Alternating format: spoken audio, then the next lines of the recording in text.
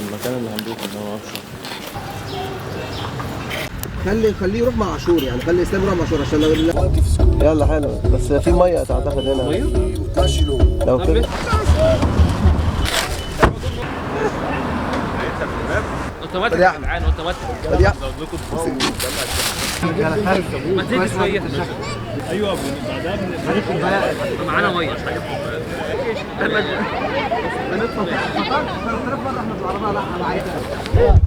مش لايب. هنلم بقى. يلا بينا. كبيره بدي حد يساعدني. تعال مبروك. يلا ساعد مبروك. صور يلا. حط ايدك تحت. اصبر، عايزين خرقه كبيره. هات السلوفان ده، هات السلوفان ده. منزلين 3. مش عايز تقلبها كده؟ اتفرج اوريكم من فلسطين. امسك فيها الكوب الصوبيا دي ولا العصير ده؟ وقف فيه طقوس. ده ينفع؟ الله عليك فضيلة الشيخ. الكاميرا بتصور بقى. انت بتصور بجد؟ انت دماغك. احسن من القعده. يا عم طيرتها ليه بقى؟ كنت بصورها.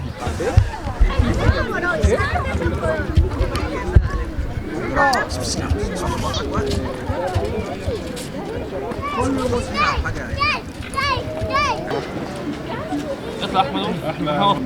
والله يريد أن يتوب عليكم ويريد الذين يتبعون الشهوات أن تميلوا ميلا عظيما.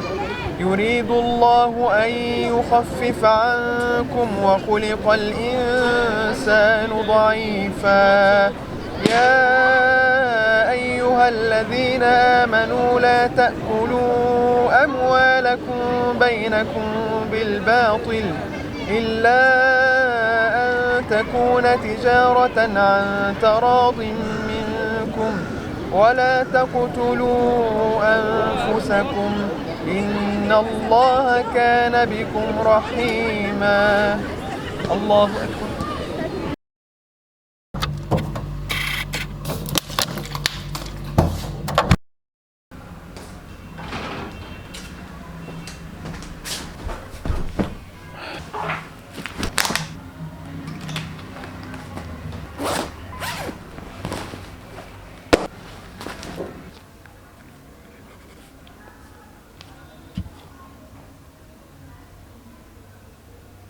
حاليا شغالين في راوند النيورو، علم الاعصاب والجراحات بقى بتاعتها والحاجات دي كلها. فبصراحه الموضوع لذيذ جدا وانا اصلا من فتره طويله يعني كنت نفسي اعمل سلسله عن لها علاقه بعلم الاعصاب، مجموعه فيديوهات كده ايه مختلفه، يعني كونسيرند بس بعلم الاعصاب، ولكن كنت حاسس ان هي محتاجه وقت من البحث والتحضير. ولكن دلوقتي بما اني بذاكر نيورو فحاسس ان ده هيسهل عليا ان انا اقدر اعمل السلسله دي، فهكونسيدر الموضوع ده جدا. وباي ذا واي انا اصلا بعمل فيديو دلوقتي عن ليه علاقه بالنيورو، فيديو الالم الوهمي، الفانتوم بين. مش عارف حد سمع عن الموضوع ده ولا لا.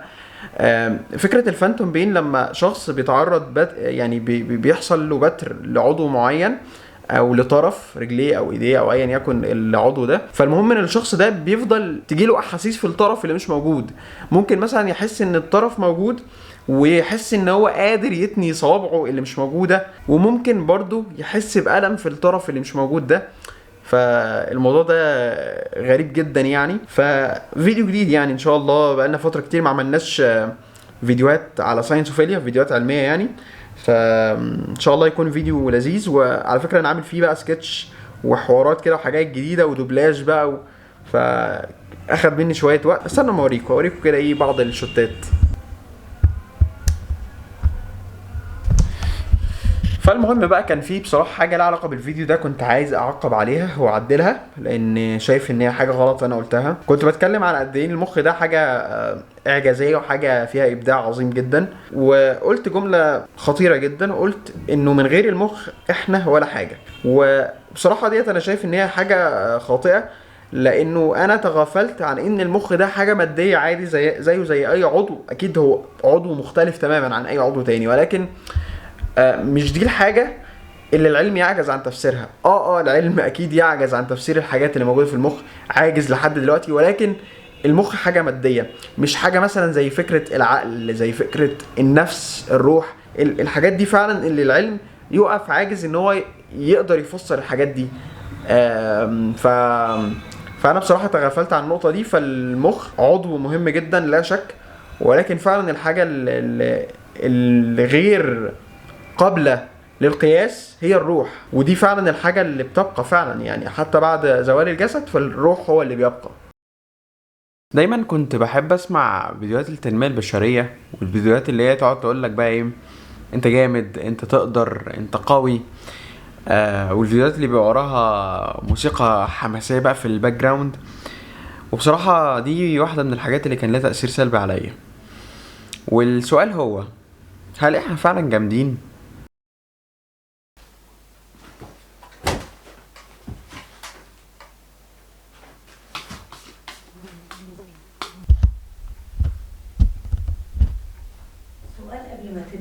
همشي بكرة يعني على الساعة، همشي من 8. هلو اتس مي هير باك اجين. ليه بقول بقى ان فيديوهات التنمية البشرية سلبياتها اكتر من ايجابياتها، او بالنسبة لي على الاقل؟ الفكرة ان هي بتحسسك بنجاح لحظي، وبتعيشك في حلم يقظة، وبتحسسك بقى ان انت جامد وقوي، وبتديلك شوت ادرينالين كده بيحسسك ان انت تقدر تكسر الدنيا، من غير ما الشخص اللي في الفيديو يكون عارف ظروفك وعارف ايه التحدي اللي انت بتواجهه. فانت بقى لما تبتدي تتحرك وتصطدم بالواقع، هتكتشف انه الكلام اللي انت كنت بتسمعه في فيديوهات التنمية البشرية مختلف تماما عن الواقع اللي انت واجهته. ومن هنا بتبتدي لحظة من خيبة الامل والاحباط. وبالنسبة لي الحقيقة في كل مرحلة بعدي فيها في حياتي دايما بتتأكد لي نقطة مهمة جدا وجوهرية بالنسبة لي، الا وهي انه الانسان ضعيف، الانسان فقير، الانسان جاهل وضال. وده لان اي حاجة الانسان بيملكها فهي مصدرها ومرجعها الاول لربنا سبحانه وتعالى. العلم اللي عندك ده مش انت اللي اكتسبته لوحدك، ربنا سبحانه وتعالى هو اللي علمك. المال اللي عندك ده ربنا هو اللي رزقك بيه. فكل حاجة مصدرها ومرجعها لربنا سبحانه وتعالى، حتى القوة. فاحنا بطبعنا ضعفاء لولا ان ربنا سبحانه وتعالى هو اللي من علينا بنعمة القوة اللي عندنا دي. فكلام التنمية البشرية بيضحك عليك لان انت ضعيف. ولحظة ادراكك لفكرة ان انت ضعيف هو عين القوة. الانسان بقى اللي بيقعد يعظم من نفسه ويقول ان هو واثق من نفسه وهو جامد ويقدر يكسر الدنيا، بالشكل اللاواعي ده بيأثر على افعاله فيما بعد، وممكن يخليه ينسى فضل ربنا سبحانه وتعالى عليه، وهيتخيل ان كل حاجة عنده دي هي ملكه، يعني مش ربنا هو اللي من عليه بيها. غير كده الشخص ده مش هيتقبل لحظات الضعف، لان هو متخيل ان هو جامد ويقدر على اي حاجه وحاطط لنفسه هاي اكسبكتيشنز. لكن لما الانسان يبقى مستكين ومتواضع ومستسلم لفكره ان هو انسان ضعيف، هيتقبل اي حاجه تانية في الدنيا. يعني قابلني موقف صعب، تشالنج كبير في الحياه، اتس اوكي. انا عارف ان انا مش مطلوب مني ان انا احقق الحاجه دي او ان انا اباس التشالنج ده، انا بس مطلوب مني ان انا اسعى في الحاجه دي، سواء عديت منها او لا، بس انا مطلوب مني ان انا اسعى لان انا مدرك ضعفي. فهتوكل على ربنا سبحانه وتعالى، وهجد ان كل حاجة بتتيسر بتوفيق من ربنا طبعا في المقام الاول، وبرضو علشان انا تقبلت ضعفي واخدت خطوات بسيطة تجاه الحاجة دي. وهي دي الفكرة. حاليا اجلس وحيدا مسترخيا في غرفتي الهادئة الدافئة، ومعايا كتابي المفضل رواية أوراق شمعون المصري، الرواية اللي أنا عمال كل مرة أشوقكم كده وأديلكم نبذة عنها، وإن أنا قريتها وإن أنا بحب الرواية دي قوي. بس إن شاء الله لازم أعمل لها ملخص حلو في فيديو قراءات شهر فبراير. لا مش فبراير إيه، في فيديو قراءات شهر إبريل. لسه في فيديو قراءات شهر مارس لسه ما تصورش، الفيديوهات متراكمه عليا انا عارف. والله كان علي نفسي اعمل فيديو كل يوم، بس المشكله الواحد مش ملاحق الصراحه، بس يعني نسال الله التسهيل. امبارح بقى جاتني هديه لطيفه الصراحه، يعني اجمل حاجه ممكن تيجي للواحد، يعني هديه من ارض فلسطين. فثانيه واحده، في ده شال فلسطيني بصراحة لطيف جدا، وفي هذه التذكارية مش واضحة، ثانية واحدة من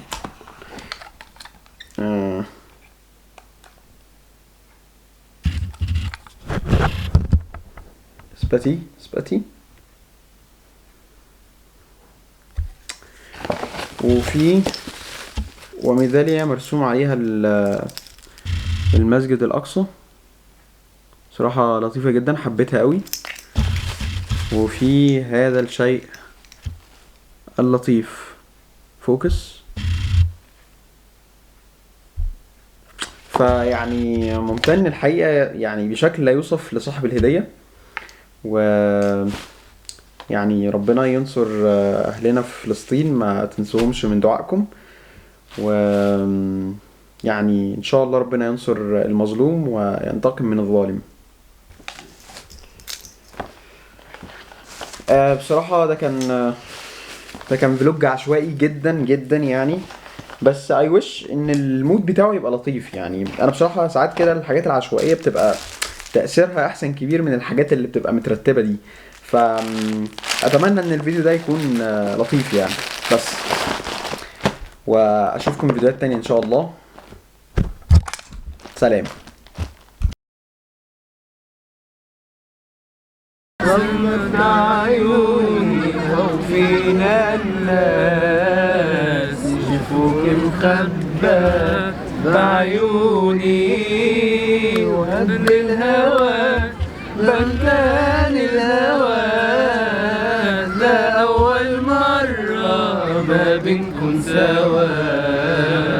سألوني الناس عنك يا حبيبي، كتبوا المكاتيب وأخدنا الهوى، بيعز علي غني يا حبيبي، لا أول مرة ما بنكون سوا.